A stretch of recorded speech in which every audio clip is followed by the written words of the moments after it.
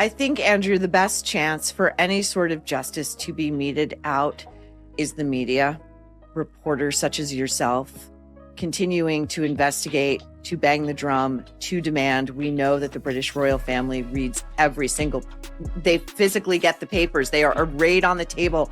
They read everything. I don't understand how the British monarchy survives this, because the truth does always come out. Something new has just been said about Prince Andrew. And this time it did not come from a palace insider, anonymous source, or tabloid rumor. It came from one of Britain's most recognizable television presenters. Someone who says she met him several times face to face and never forgot the experience. And according to royal watchers, what she revealed has reopened a question that has followed Andrew for years. What was he really like behind closed doors when the cameras disappeared? Lorraine Kelly has never been known for holding back her opinions, but insiders say her latest comments felt especially sharp. Trust me, you do not want to miss what unfolds next. Subscribe now and stay with the channel for the latest twists, major claims, and non-stop royal updates. While appearing on Pete Wicks' podcast, Lorraine reflected on difficult personalities she has encountered throughout her long television career. She explained that she usually tries to give people the benefit of the doubt. If someone behaves badly once, she believes there could be stress, pressure, or a bad day involved. But according to Lorraine, if the same behavior keeps happening over and over again, that is when you begin seeing the person's real character. That was the moment she unexpectedly brought up Prince Andrew by name.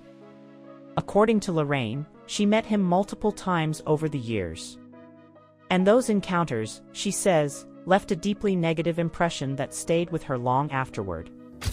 She described him bluntly, saying, "What a ghastly man, a horrible man." Then she added something many people immediately focused on, and I've always said that even before all of this stuff.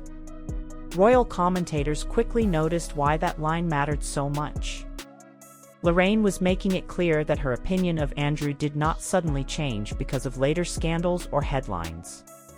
According to her, she had already formed that view years earlier simply based on how he treated people in real life.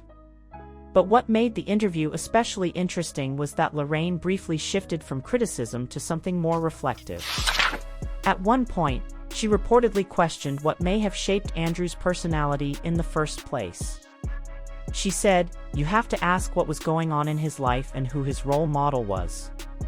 It was only a short remark, but royal watchers say it revealed something important. And while criticizing him strongly, Lorraine seemed to wonder how someone developed such a reputation for arrogance, entitlement, and dismissive behavior over time. Still, the overall message from the interview was unmistakable.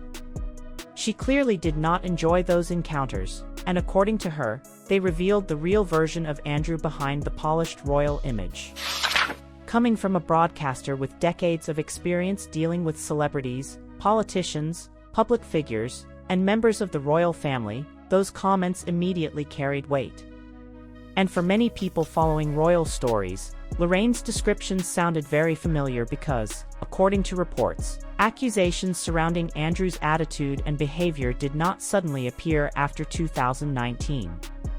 Long before the biggest scandals exploded publicly, there had already been years of stories from journalists, former palace staff, royal aides, and insiders describing someone who allegedly expected constant special treatment and could behave coldly or abruptly toward the people around him. And commentators say that is exactly why remarks like Lorraine Kelly's continue landing so hard with the public today. Because to many observers, they do not sound like isolated stories anymore. They sound like part of a much larger pattern. When one person complains about someone's behavior, many people dismiss it as personality clashes or misunderstanding. But according to royal commentators, when similar stories continue appearing from different people over many years, the public starts seeing a pattern instead of coincidence. And that is exactly why Lorraine Kelly's comments attracted so much attention. Because to many royal watchers, her description sounded strikingly similar to stories that had already circulated around Prince Andrew for decades. Then came the issue that completely changed how the world viewed him, his connection to Jeffrey Epstein. But the big question being asked is whether Andrew was protected. These stories had been circulating for years, and there had already been significant controversies surrounding him. Prince Andrew has consistently denied wrongdoing, but according to commentators, the relationship itself caused enormous and lasting damage to his public reputation. As more questions surfaced about why Andrew reportedly remained connected to Epstein even after Epstein's conviction, public pressure intensified dramatically. Royal observers say it became increasingly difficult for people to separate Andrew from the controversy. Over time, more reports and scrutiny continued emerging, keeping the story alive year after year. Lorraine Kelly later spoke about Andrew's infamous television interview on her own program. According to viewers, she did not soften her opinion there either. She said the interview summed him up.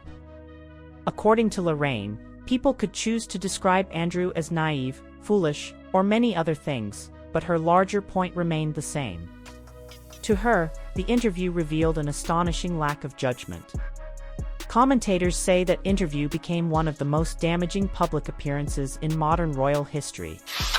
Lorraine reportedly expressed disbelief that Andrew had willingly placed himself in that situation at all, especially considering the enormous reputational risks involved. Because usually high-profile public figures are surrounded by advisors, lawyers, PR teams, and palace staff whose entire job is to prevent disasters exactly like that from happening. Yet, according to royal observers, somehow the interview still went ahead and the fallout was immediate. Shortly after the now infamous 2019 broadcast, Andrew stepped away from official royal duties. At first, many people believed the move might only be temporary, but insiders say the situation quickly became something much bigger than a short-term withdrawal from public life. Andrew gradually disappeared from the center of royal activity, and the distance between him and the monarchy only continued growing afterward. 3 years later, Andrew officially lost his military titles and royal patronages, and royal watchers say that decision sent a very public message about how serious the situation had become inside palace walls. Because this was once a senior royal who represented Britain abroad, attended major state events, and operated with all the status and privilege connected to royal life. Losing those honors publicly showed just how dramatically his position had collapsed. For many people watching from the outside, it felt like the final chapter of the story had finally arrived. But according to royal commentators, Prince Andrew's name has never truly disappeared from the headlines for very long. Reports continue surfacing suggesting he allegedly hopes for some kind of rehabilitation or gradual return to favor behind palace walls. And every time those rumors appear, the public reaction is usually intense. Lorraine Kelly reflected that same frustration during a later discussion about reports connected to Andrew's possible return to royal life. At one point, she reportedly asked, "Surely he's not that tone-deaf?" Then she delivered a remark that immediately grabbed attention across social media and entertainment headlines.